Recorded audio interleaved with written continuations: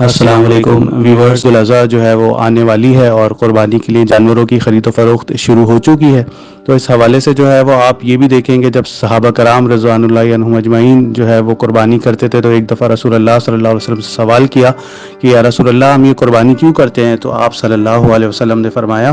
کہ یہ قربانی جو ہے وہ تمہارے باپ ابراہیم علیہ السلام کی سنت ہے، یعنی حضرت ابراہیم علیہ السلام کی سنت کو اللہ سبحانہ وتعالیٰ نے رہتی دنیا تک جو ہے وہ جاری کر دیا۔ کروڑوں مسلمان جو ہے وہ اس سنت کو ادا کرتے ہیں عید الاضحیٰ کے موقع پر، اور ہر سال یہ جو ہے سنت جو ہے وہ ادا ہوتی رہتی ہے۔ تو ہمیں اس کا پس منظر، اس کا پہلو یعنی ہمیں پتہ ہونا چاہیے کہ یہ کیوں اللہ سبحانہ وتعالیٰ نے جو ہے وہ جاری کر دیا، اس کا کیا مقصد تھا اللہ سبحانہ وتعالیٰ کا، اور حضرت ابراہیم علیہ السلام کی کیا قربانی ہے جو ان کا یہ جو عمل ہے یہ جاری کر دیا گیا ہے۔ ایک واقعہ جس کو عید الاضحیٰ یعنی فلسفہ قربانی آپ سمجھ لیں، عید الاضحیٰ کے حوالے سے جو ہے یاد کیا جاتا ہے، وہ واقعہ بھی ابھی آپ کو سناتا چلوں۔ ابراہیم علیہ السلام جب ایک دفعہ یہاں آئے، حضرت اسماعیل علیہ السلام کی عمر جو ہے وہ تقریباً 12-13 برس ہے۔ جب اس طرح کا جو لڑکا ہو جاتا ہے وہ اپنے باپ کا ہاتھ بٹانے لگ جاتا ہے اور اپنے باپ کا جو ہے وہ آنکھوں کا تارا بن جاتا ہے اور اس کا جو ہے وہ ایک مددگار ثابت ہوتا ہے۔ تو حضرت ابراہیم علیہ السلام کو دنیاوی حوالے سے نہیں لیکن دینی حوالے سے جو ہے وہ بہت امیدیں وابستہ ہو گئیں اپنے اولادوں سے کہ یہ میرے دین کو، یہ اللہ کے دین کو جو ہے وہ آگے لے کے بڑھیں گے۔ تو یوں حضرت ابراہیم علیہ السلام نے ایک دفعہ خواب کا ذکر کیا حضرت اسماعیل علیہ السلام سے بہت پریشان ہو کے کہ بیٹا، میں نے خواب دیکھا ہے کہ میں تجھے قربان کر رہا ہوں۔ تو حضرت اسماعیل علیہ السلام نے وہ خواب سنا۔ اب حضرت اسماعیل علیہ السلام کی عمر دیکھیں اور ان کی قربانی دیکھیں کہ حضرت اسماعیل علیہ السلام نے جیسے ہی یہ خواب سنا تو آپ نے فرمایا کہ جو اللہ تعالیٰ نے آپ کو خواب دکھایا، یعنی دیکھیں نبی کا خواب جو ہے وہ سچا ہوا کرتا ہے، اور نبی جو ہے وہ یعنی صرف نبی کا ہی خواب سچا ہوا کرتا ہے۔ یہاں پہ ایسا نہ ہو کہ کوئی خواب دیکھ لے اور وہ جو ہے یہ حرکت کر بیٹھے، اللہ سبحانہ وتعالیٰ اپنے حفظ و امان میں رکھے، یعنی انبیاء کا خواب جو ہے وہ سچا ہوا کرتا ہے۔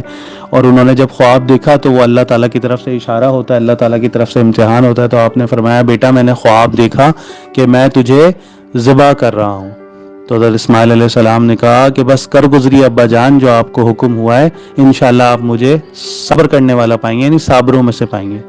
یہاں پہ اگر کسی اولاد کو اس حوالے سے کوئی قربانی ہے تو خیر بہت بڑی قربانی، جان کی قربانی تھی۔ کوئی قربانی والد مانگتے ہیں تو اولاد جو ہے وہ کہتی ہے کہ آپ کی عمر بہت ہو گئی ہے تو آپ کو سمجھ نہیں آتی ہیں چیزیں، اور یہاں حضرت اسماعیل علیہ السلام کہتے ہیں کہ جو آپ کو اللہ نے حکم دیا وہ کر گزریے۔ تو اس حوالے سے جو دیکھیں جس طرح کا باپ یعنی اللہ تعالیٰ کے ہر حکم کے آگے سر تسلیم خم کرتا ہے، اسی طرح کی اولاد یعنی بچپن سے ہی جو ہے وہ معاملات ایسے کہ جیسے ہی جو ہے وہ حکم آیا اور اپنا سر جو ہے وہ جھکا لیا۔ تو حضرت ابراہیم علیہ السلام نے جو ہے وہ مطمئن ہو کے یعنی اللہ تعالیٰ کے جو ہے وہ حکم کو پورا کرنے کے لیے جو نکلے ہیں، تو آپ دیکھیں گے کہ حج کے موقع پہ جو شیطان کو کنکریاں ماری جاتی ہیں، وہ 3 جگہوں پہ شیطان نے جو ہے وہ ان کو بہکایا ہے۔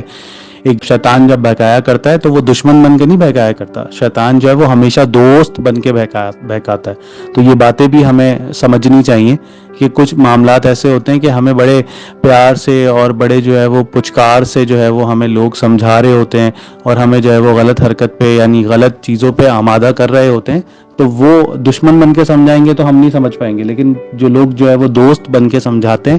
اور اس حوالے سے کیا ہوتا ہے کہ ہم جو ہے وہ بہکاوے میں آ جاتے ہیں۔ تو ہمیں حق کے ساتھ جو ہے وہ جڑ جانا چاہیے، سچ کے ساتھ جڑ جانا چاہیے، اور وہ معاملات جو ہے وہ اللہ سبحانہ وتعالیٰ خود جو ہے وہ سب معاملات بہتر کیا کرتے ہیں۔ تو آپ یہ دیکھیں یہ بہت بڑا واقعہ ہمارے لیے ایک مثال ہے کہ جیسے ہی جو ہے وہ حضرت ابراہیم علیہ السلام نکلے ہیں تو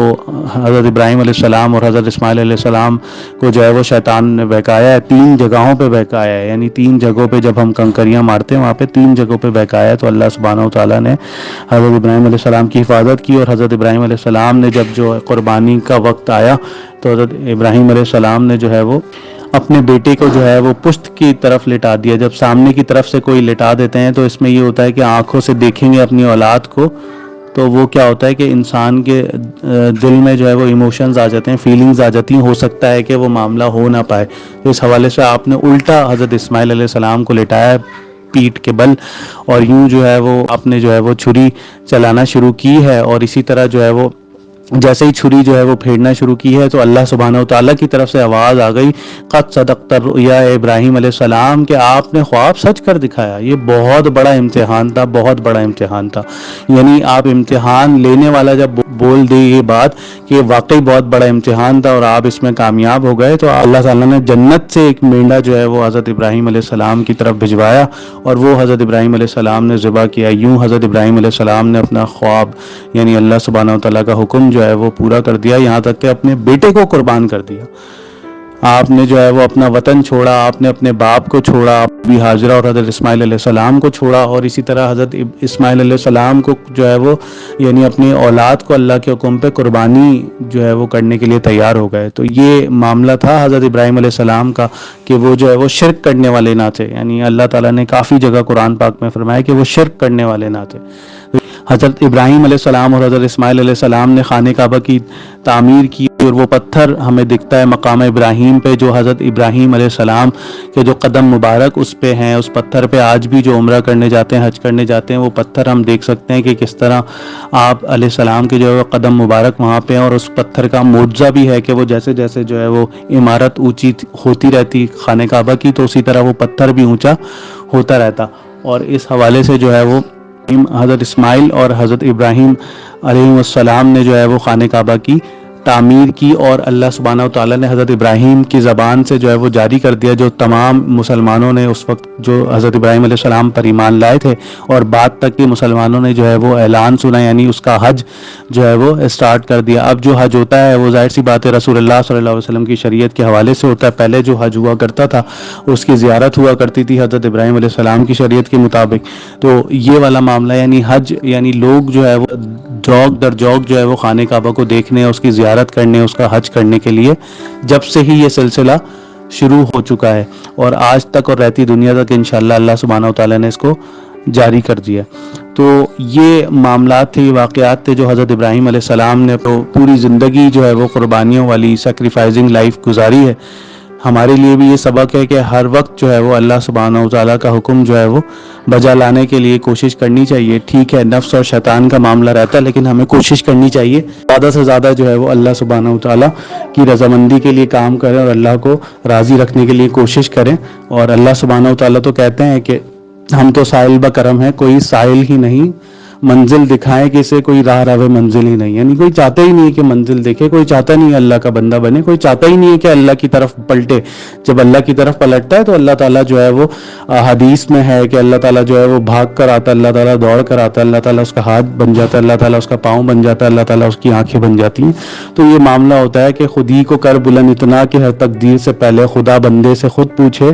بتا تیری رضا کیا ہے۔ جب حضرت ابراہیم علیہ السلام کا واقعہ آتا ہے تو یہ معاملات ہو جاتے ہیں کہ انہوں نے اس قدر جو ہے وہ اللہ سبحانہ وتعالیٰ کی فرما برداری کی کہ یہ جو شعر ہے بالکل ٹھیک جو ہے وہ بیٹھتا ہے حضرت ابراہیم علیہ السلام کی جو سیرت پر۔ تو اس حوالے سے ہمیں جو ہے وہ سیرت کا مطالعہ کرنا چاہیے حضرت ابراہیم علیہ السلام کی، اور بھی انبیاء کرام حضرت موسیٰ علیہ السلام کا واقعہ بھی ہم بتا چکے ہیں اسی چینل سے، اور آپ کو 3 حصوں میں جو ہے وہ حضرت موسیٰ علیہ السلام کا بھی واقعہ مل جائے گا، آپ سن سکتے ہیں۔ اسی حوالے سے انشاءاللہ جو ہے وہ اب ہم حضرت اسحاق علیہ السلام سے لے کے جو بنی اسرائیل کا جو دور ہے انشاءاللہ وہ بھی اسٹارٹ کریں گے، تاکہ جو ہے وہ وقتاً فوقتاً اور ایک تسلسل کے ساتھ جو ہے وہ آپ حضرات کو یہ واقعات جو ہے وہ ہم پہنچاتے چلیں۔ جزاکم اللہ و احسن الجزاء۔